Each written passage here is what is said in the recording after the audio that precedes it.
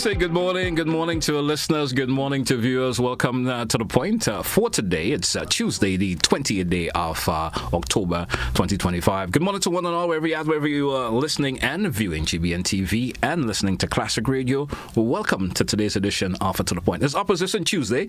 That's what we usually refer to it here on Tuesdays. And we have representing the opposition today, we have Mr. Nimrod Ollivierre with us this morning, representing us. Of course, let's give him a minute or two, just get us some composure together, and then we go over and have a conversation with him. Mr. Nimrod, good morning and welcome. What are you doing this morning, sir?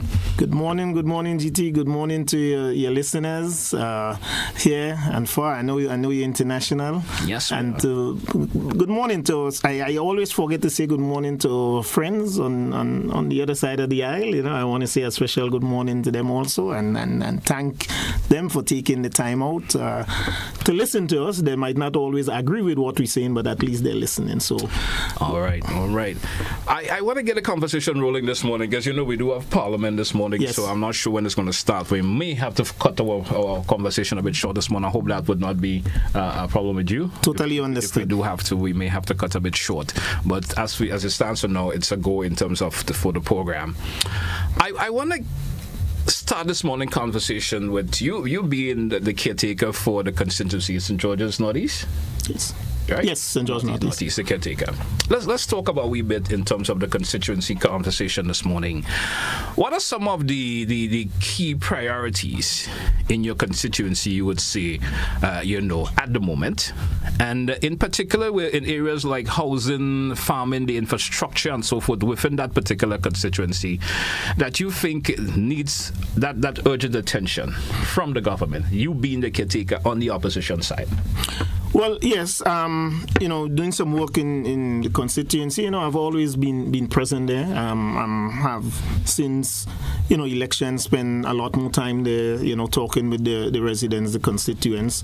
And clearly, there are some concerns there, housing, jobs, agriculture, support being the main ones. Mm-hmm. I must say, the government did embark on some housing being given to some people. However, it's still a problem in the constituency because most residents are saying it's not equitable and it seems to be partisan.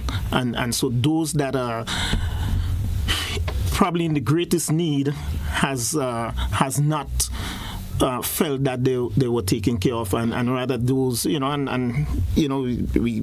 have to say those that got, look, they got.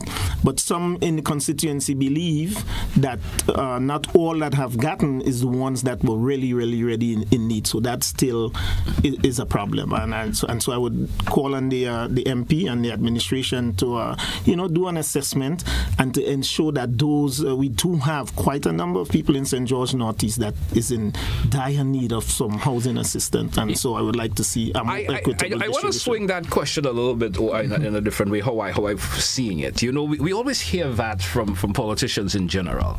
Now, you engaging to become the rep for that particular constituency. Could you make that promise that will not be under your guidance? If it happens that, election is called, you become the member of parliament for the constituency, we won't see issue of that nature occurring, where it's whatever has to be given to the constituency will not be done on a partisan level. I'm not saying you of course your individuals who are members of your party would not be given some attention, but the opposition members of the constituency also need that attention. Would we see a balance in that occurring? Well, not only would it be a promise for me, mm-hmm. It will be my word, and my word is born. I believe a man's word mm-hmm. Is worth the salt. Yeah. Right? And anyone that knows me, I really don't see color, right, because we're all Grenadians. And again, it has to be a needs-based assessment, right? You might not. Well, first of all, I'm still always appalled by how we know who somebody votes for and who somebody votes for. So right? It's one of the things that I still haven't quite understand yet. But so with that being said, if that's my thinking, because you really don't know who somebody support or they vote for, how could you really just decide to do what you have to do to assist, just based on purported support. Everyone in this nation, when it comes to state resources, we all pay taxes, whether UNNP or UNDC, we all pay taxes, and therefore each and every one of us should benefit from the resources, the government resources in this nation. Now, how can you also ensure that such housing distribution, farmers' assistance, reach people fairly and effectively? How would you go about doing that, sir? Well, you have to be involved. You have to be on the ground, and I get it. As MP and as cabinet minister, you have other portfolios and things that you have to manage. But you went to the people. In order for you to get even to the cabinet and the parliament, you went to these very same people and asked to be their representative, and you asked for their vote so that you could become their representative. So you have an obligation to take care of them. So if it's 1 day or 2 days per week, you have to take that time to stay grounded with your constituents, stay within the constituency, and to make sure that their needs are taken care of.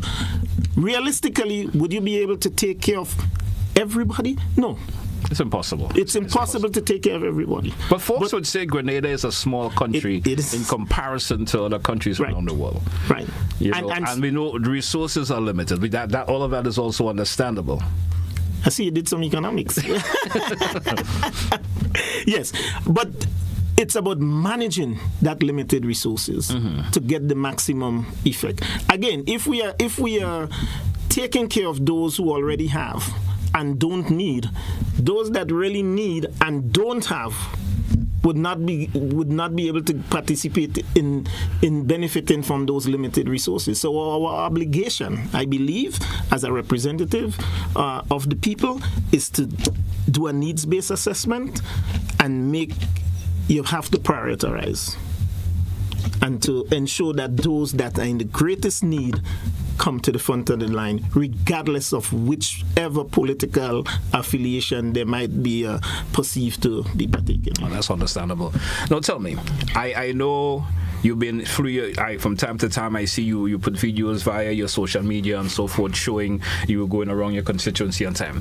What particular progress or plans would you say of course is on the way to improve the basic infrastructure and the community facilities, especially in your area?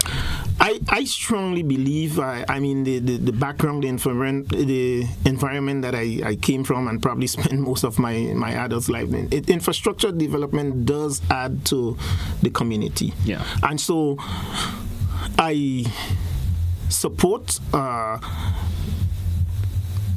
lot of the infrastructure that were in place prior to the election. Yes. However, since the election, most of it, 90 to 95% of it, was stopped. Yeah. And so I have an issue with that, in that I think by stopping infrastructure development in the community, one, you are not improving the community, and two, you're taking income, you're taking bread away from local people in the community, in the constituency, because regardless of what project it is in the community, persons from the community will be participating in employment. You have that overall involvement. Yes. The basic shops in the community, yes. Individuals who do other things for the community gets involved some way or the other. So there's that trickle-down effect. There is that trickle-down effect. I don't believe in the going back to economics, I don't believe in the overall trickle-down economics as for overall policy, for economic policy for the nation, but at the local level, yes, it does work, because when the local guy gets a 2 days, a 3 days, a fortnight, whatever, when he gets his pay, he goes right to that local shop and almost spends it back. Oftentimes, sometime even before he gets it, most of it might have to go to the local shop, because he probably would be able to credit some stuff for him and his family. So in that regard, I think I'm disappointed with the amount of projects. We had the Willis Bridge bypass, the Willis Main Road. That was one of the major ones, and immediately it was stopped. Well, we do understand there was some of course, statements made the reason why that project was stopped. Let me also ask you this. You go through the constituency, What do you think is needed mostly? Let's put infrastructure to the side. We know infrastructure is needed. The roads need to be repaired, bridges need to be repaired, and so forth. What more do you see in we focusing a little bit on your constituency that you caretaking for that needs to give it more priority, given to and especially when it comes down to the overall individuals within the community who needs those assistance and so forth. What more do you think should be put with that attention to be focused a whole lot more? Well, like your point of view. Like I said, the housing, right? And you're talking on an individual basis. On an individual right. basis. So housing, with the youths, there's quite a number of youths within the constituency that's unemployed or don't have something. How is it that government could employ these individuals? And you're right. That's a whole different story when government is the biggest single employer, right? But government might be in a position where you could provide other resources so that they can get the assistance to go into the private sector to seek some employment. So it's not necessarily always just employing everybody. We know that's virtually sort of kind of impossible. But at the same time, you could facilitate, ensure that they find out what the private sector is looking for. Make sure that they have that qualification. Look, we and it's probably more for a longer term thing in terms of we program to go to school to do X amount of subjects and where you must have maths and English and all of that. But how about maybe some more technical training? I agree. Right? I agree. How about we intervening at the earlier age, at an earlier time, maybe from 3, Form 4, and find out what some of these young men and young ladies really want to do, because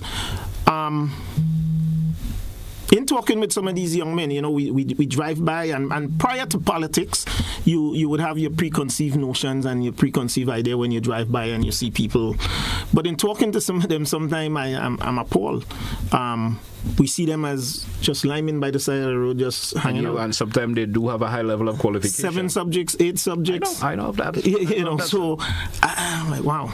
I mean, I know of an individual that has nine particular CXC subjects, unable to get a job. Yeah. And I was telling him the particular types of subject he has, he may not be employable. Right. You understand? So I do think that we need to, and it's not, government is continuum. So it's not something that I'm sitting here saying I'm blaming this administration for per se. But we need to start putting things like that in place so that it's a long-term solution to the problem that we have with the youth unemployment. So we need to take a break. When we come back, we continue the conversation. Stay with us, folks. To the point, Classic Radio, GBN TV. We will be right back after the break. Don't touch it. Looking to shop online from your favorite stores like Amazon and Shein? With GPC Global, it's never been easier. Get your very own US address and shop from around the world. With GPC Global, you can order the latest trends and must-have items, all delivered straight to Grenada to your closest post office for your pickup. We offer the cheapest rates, and our service is reliable and quick.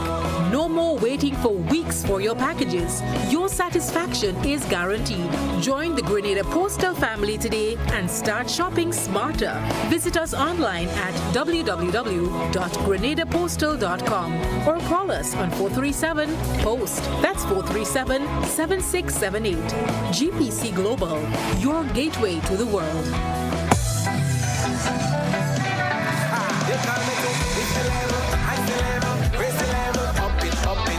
What if you had a choice? A choice of joining a line or a choice of making your purchases online? What would you choose? While you ponder on that, the National Lotteries Authority has provided another purchasing option. All their games are now available online. Yes, Grenadians, from wherever you are, purchase your favorite daily and jackpot-type games using any electronic device. Register on the NLA's website at www.nla.gd.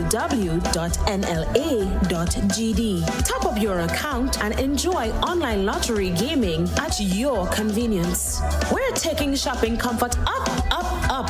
several notches. But the choice is yours. Join a line or buy online. NLA, make your dreams come true.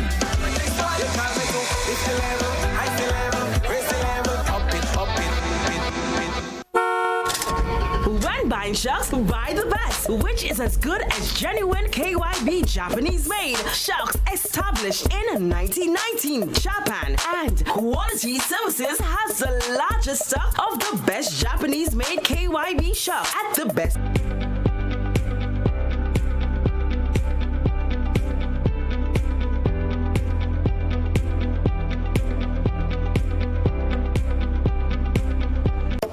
He was a voice from the pulpit, now away from the altar, but never away from purpose.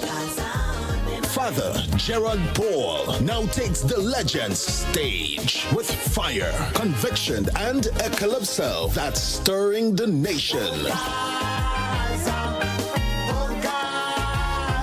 The 19th annual Hubbard's Legends in Concert, Sunday, November 9th, 5 p.m., Grenada Trade Center. Father Gerard Paul sings Truth to Power. Face of all this violence, I will preach, I will preach. Along with the best of Grenada, Black Prince, and the Pink Panther. Tickets $60 and are available at all Gittins Healthcare Pharmacies. Quick Stop at Otway Service Station, Springs Food Mart, Clear Vision Eye Center, Gittins Pharmacy, St. George's, St. David's Pharmacy, and GoodFed.com. Father Gerard Paul, along with the voices of legends and their stories that shaped generations. The 19th annual Hubbard's Legends in Concert. One stage, one night. Get your tickets now.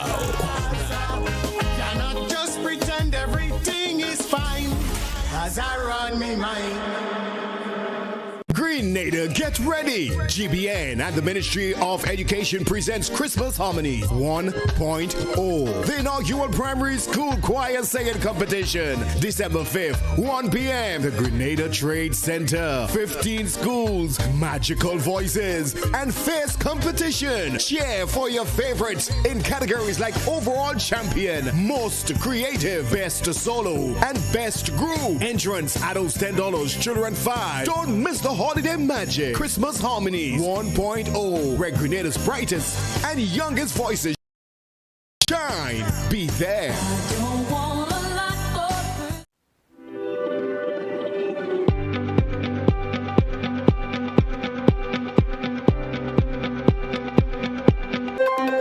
Got something to share? Call us at 440-1252. WhatsApp 405-3052 or 407-8458. Or email gbnnews@gbn.gd.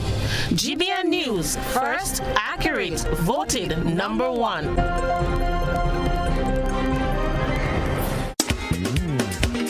On Sunday, November the 9th from 5 p.m. at the Grenada Trade Center, Legends Promotion presents the 19th annual Hubbard's Legends in Concert featuring the best of Grenada, along with 2 special guest artists. This edition promises to be extra special. Get ready, Grenada, to be blown with surprises at the 19th annual Hubbard's Legends in Concert, Sunday, November the 9th, 5 p.m. Grenada Trade Center. Stay tuned to GBN for more.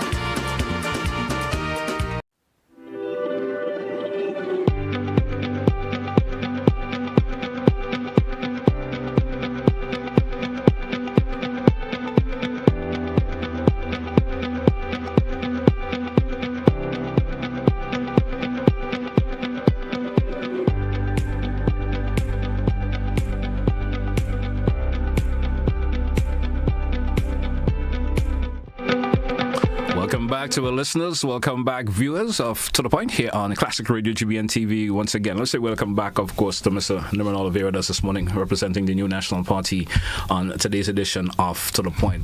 So, Ollivierre, welcome back. Let's switch the conversation on Wayward. Something along your sidelines. Not that, should I say? Why would I call it a sideline? Something that is part of your everyday way of life, even though you may not put a lot of attention to it, no, but somehow it'll be part of your life. We talk in national security. How would you describe the current state of national security from your perspective on the ground? You know, things you've been picking up, what you've been hearing in terms of national security here on island. So I would say in terms of national security, I think the situation currently is a little tense. Coming from the whole geopolitical thing that we are currently dealing with, and because and regardless of which side of the fence you're on, with this whole proposal or request by the U.S. administration. Not much has been said to the nation regarding, and so there's all sort of thoughts regarding such. Me from a overall national security standpoint, wouldn't comment, much personally on that whole situation, except to say that. Maybe the approach and the way the government handled it was not the best, especially since learning that such request was made some 3 months ago. I also feel that based on the confidentiality and secret and top secret stuff that normally accompanies such stuff, that it is probably not the best way it was disseminated to the public. Okay. So now, what are some of the challenges you think our security services are facing right now? Well, again, when we take a look at overall security in right now, I think the IGPF has done a good job in curbing the crimes. Per se, Barron, I think recently just had a shooting maybe somewhere in the south that's been investigated. But overall, I think the crime seems to be. I mean, the percentage of crime, of rate of how they solved it, and how they solved it. The percentage rate is very high. However, rate of solving it's a good thing for law enforcement, for persons directly involved in law enforcement. It's not necessarily a good thing for the citizens, because citizens normally would wish that there's no crime. There's no crime, right? True, that's general consensus and feeling of the thing. But I still think while the crime and so is done, there's still some challenges. I believe with the command of the IGPF. I think there's some uncertainties in that regard. And I know for a fact a lot of the rank and file officers are demoralized, and morale is very, very, very low among the rank and file, because we seems to have the upper echelon seems to be operating on a political standpoint, and that affects the overall perception of both the public and the rank and file. So how do you think, or how do you feel, of course, what kind of leadership or policy approach that could help strengthen, you talk about morale a while ago, the morale, the performance, especially within the ranks. What kind of leadership or policy approach should be? Well, the leadership has to exert more confidence. Right? Rank and file shouldn't be questioning and saying out loud, well, who is the commissioner? Is there some other entity is the commissioner just a figurehead, and there's some other entity that's calling the shot? The junior guys want to know that the leadership can stand by them. There has to be some sort of absolutely clear delineation where I am the commissioner, I am the deputy commissioner, and therefore operating the force, the police force, within the guidelines and the policies of the IGPF, right? Civilians, normally don't do very well with running police organizations in terms of if you are not a part of the system, right? Hence, you have, and the Constitution speaks of that. You have I think in the Constitution is referred to as a chief of police, which is basically the same as commissioner of police. Okay. Could be corrected, but I think that's what it's called.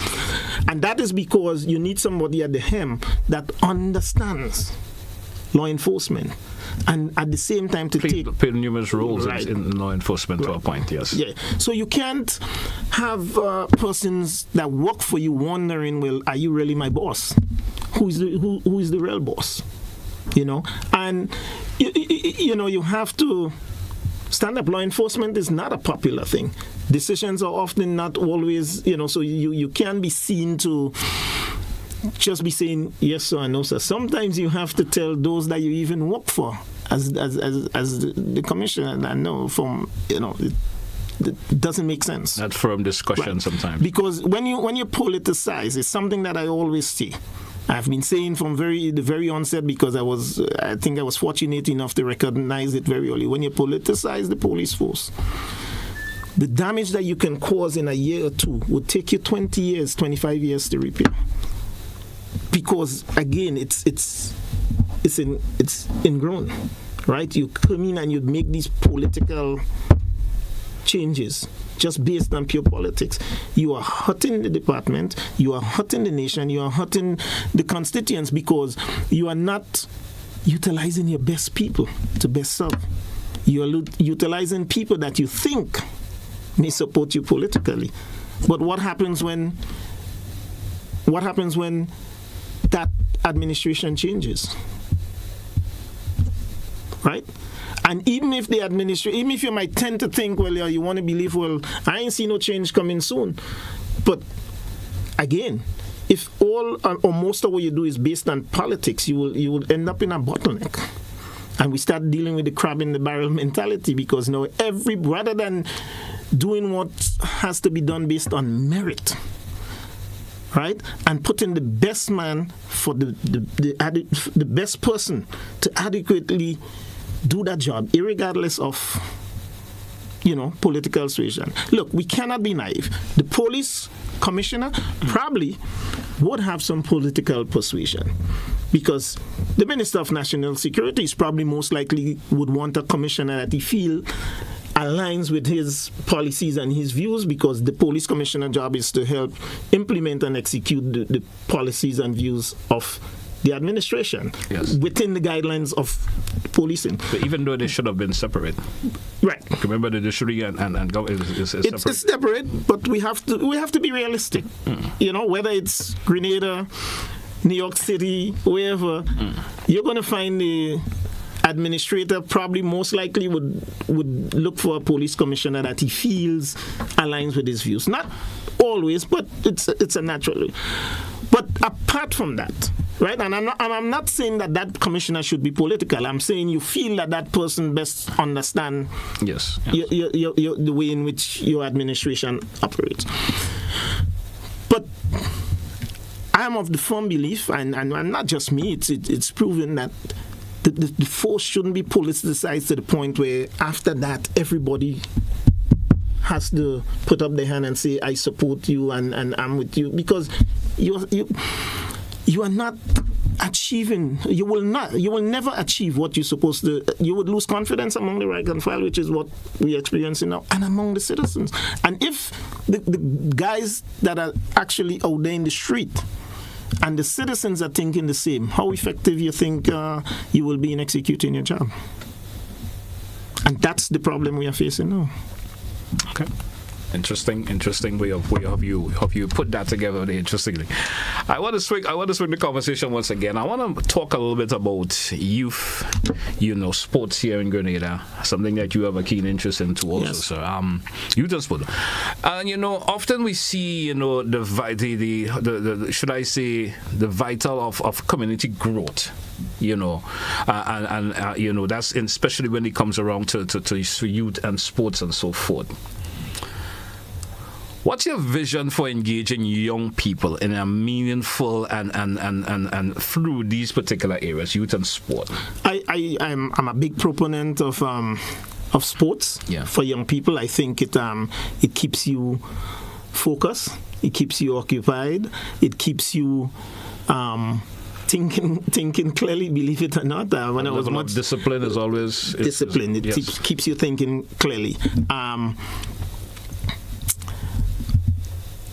One of the, I wouldn't even say it's a regret, but I probably I was always involved in sports in school, in GBSS, but not more so from the representative standpoint. Somehow, my dear principal taught some of us were more apt for the books as opposed to participating in sports.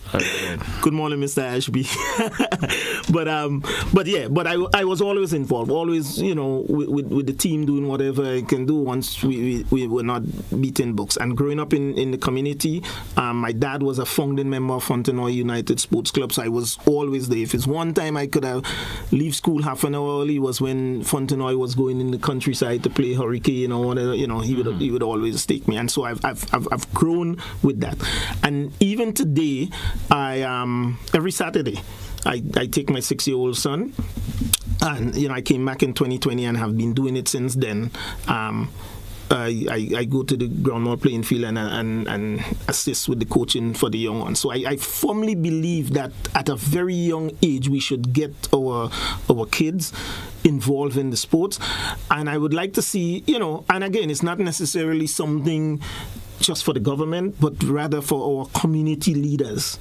Organize the competitions. There's a couple cricket and soccer competitions that I organize personally throughout the constituency, and I encourage others to do that because it's fundamental. The books, yes, go to school, learn, you do the academics, but it's very pertinent that we get our young one involved in sporting activities. There's always that partnership that is needed. Yes, and basic initiative that needs to be put in place, especially to get young people involved in sports, especially youth programs and so forth.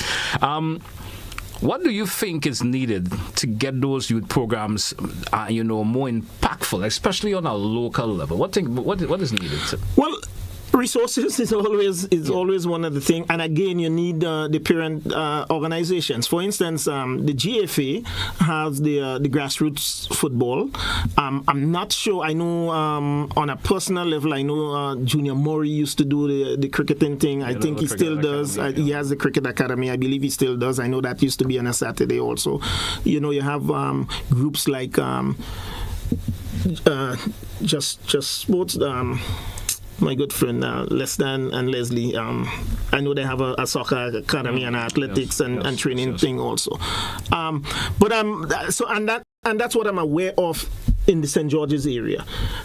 Throughout the country, I'm sure there are other groups and so. But like you said, what we need to find out, how can we, right?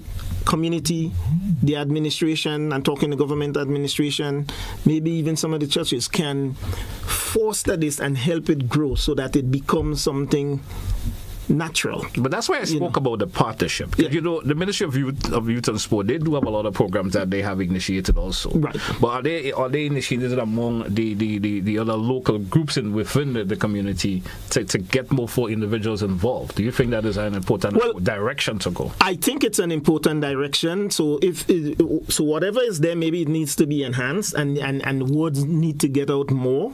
And it's not just for a few people. No, maybe they could do a PR blitz or so to make sure that the nation, people knows that these programs are available. So whatever the ministry is doing currently, I commend them, but I would also recommend that it's being enhanced, and so more of us in the community know about it, and we could get more and more. I mean, I recently returned from a trip, and I came back and I brought and this was just so as I go through the constituency walking about, and whenever I come into contact with parents and there's young ones, I ask them what do they do on the weekend. Oh, nothing. I'm like, hey, well, there's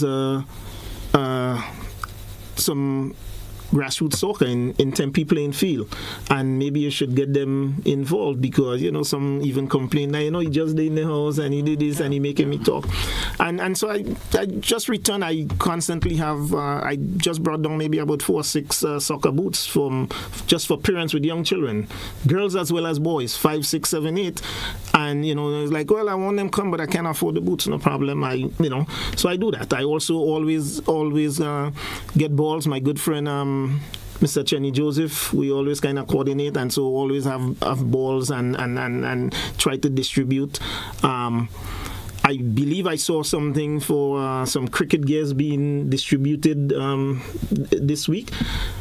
If it comes to fruition, all of that is positive. But again, it must be, I would stress, it must be equitable and throughout, so that more and more young ones get involved. So by the time and get them involved at a very young age, so by the time they get to high school, it's part of the system. And I mean, as youngsters, too, incentive base is always important too. There's always something incentive to get them, involved. Yes. I'm going to be playing football. I see the incentive for me be playing football. Right. I'm going to play cricket. There's some incentive for me to play cricket at a young age. So I tell you, one of the incentives, hey, Junior Murray, use Junior Murray as an incentive for cricket. My son Rodney, 6 years old, thinks he's going to be the next Cristiano Ronaldo, and I must tell you though. So 6 years old, right? And he takes the phone, and prior to that, 4 or 5 years, well, 4, because he's into the soccer from last year. It was always some sort of cartoon. Now he takes the phone, he go to YouTube, and every time I look, he's watching a soccer. So that's good. And I watch him. He watches these videos and then try to mimic the skill set that he picks up on. Yeah. So I'm not saying, want to become them, but within his exactly. own. Within his own. Yeah, We do for a break. Yeah. We do for a break. Let's take it. Hey, folks, we'll be right back. Stay with us. To the point. Classic Radio Tribune TV. We'll be right back. Don't touch it out. Green Nader, get ready.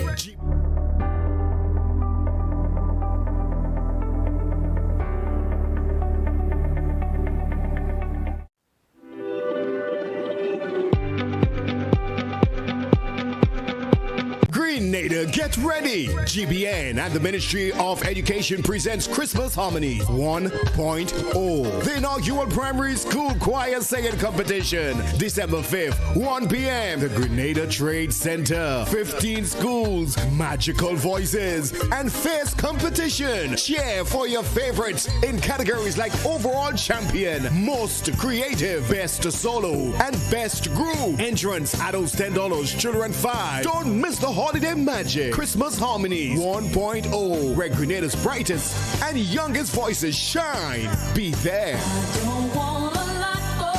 We are Grand Dance Academy, and we are participating in the GBN choral singing competition. Angels we have heard on high, sweetly singing o'er the plains, and the mountains in reply, echoing the joyous strains.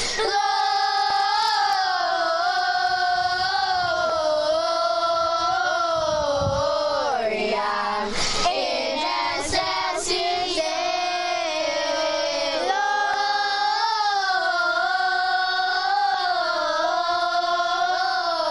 Gloria in excelsis Deo.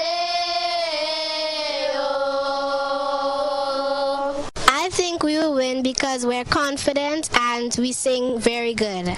I think we will win because we have beautiful voices and we have good singers and we can make it. I think that my school will win the competition because we have good singers, we're confident, and we have the right spirit. Green Nader, get ready! GBN and the Ministry of Education presents Christmas Harmonies 1.0. The inaugural primary school choir singing competition, December 5th, 1 p.m. The Grenada Trade Center. 15 schools, magical voices, and fierce competition. Cheer for your favorites in categories like Overall Champion, Most Creative, Best Solo, and Best Group. Entrance, adults $10, children $5. Don't miss the holiday magic. Christmas Harmonies 1.0, where Grenada's brightest and youngest voices shine. Be there.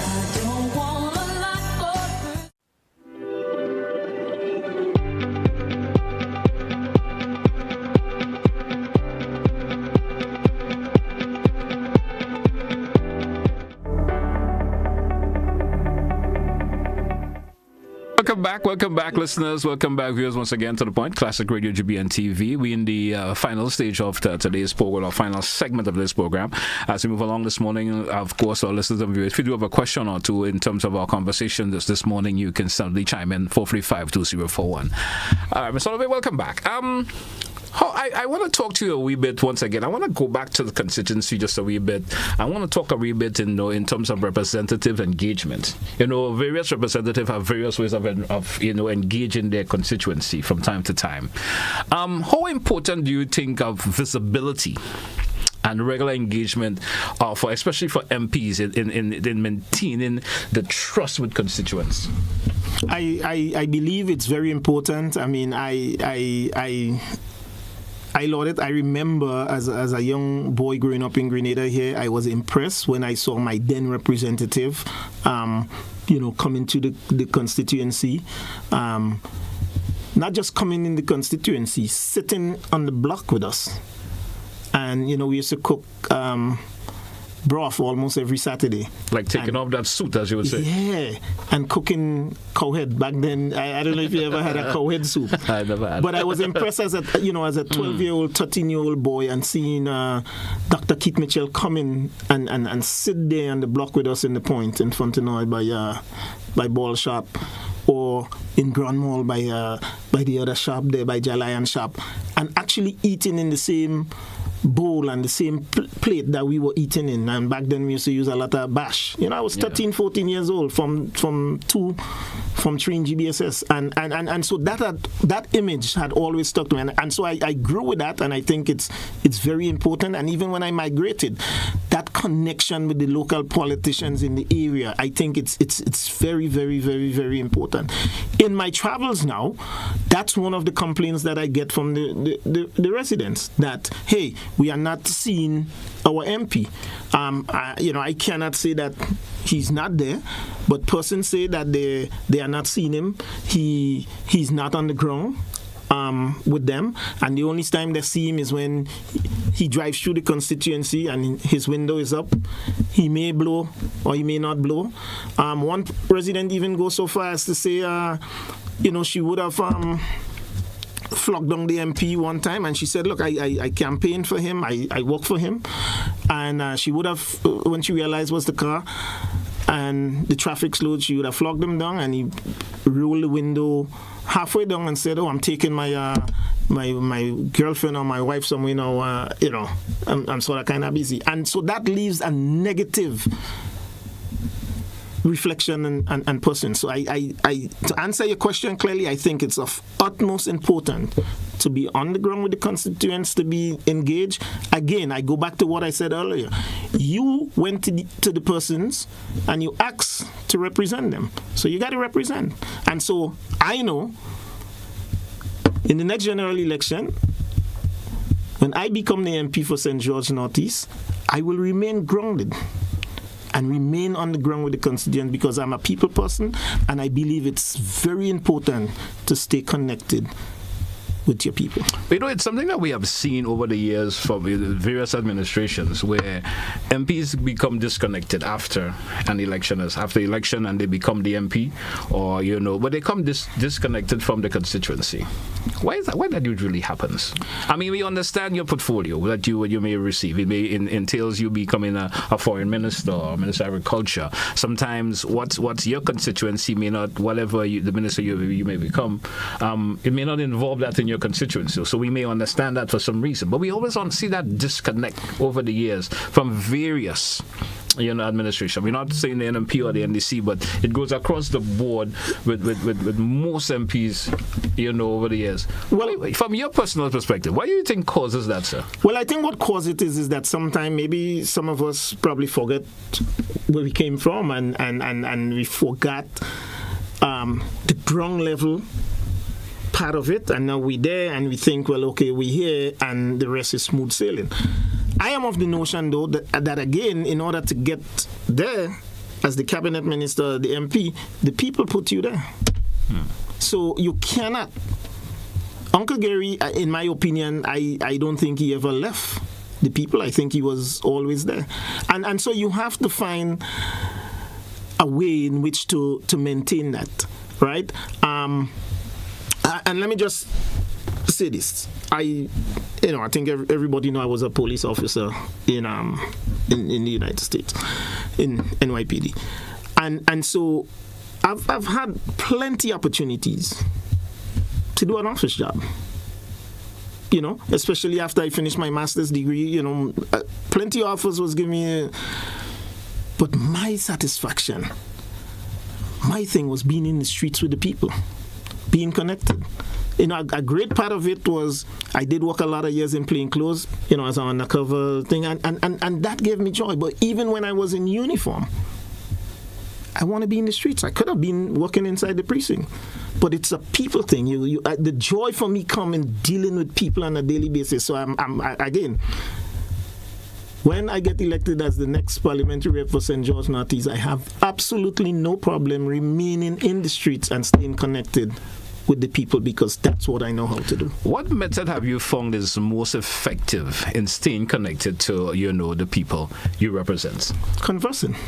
The number one thing is going to the people, conversing, connecting with them, being there, being able to empathize with them, being able to sympathize with them, being able to enjoy and be happy together with them. I mean, it is.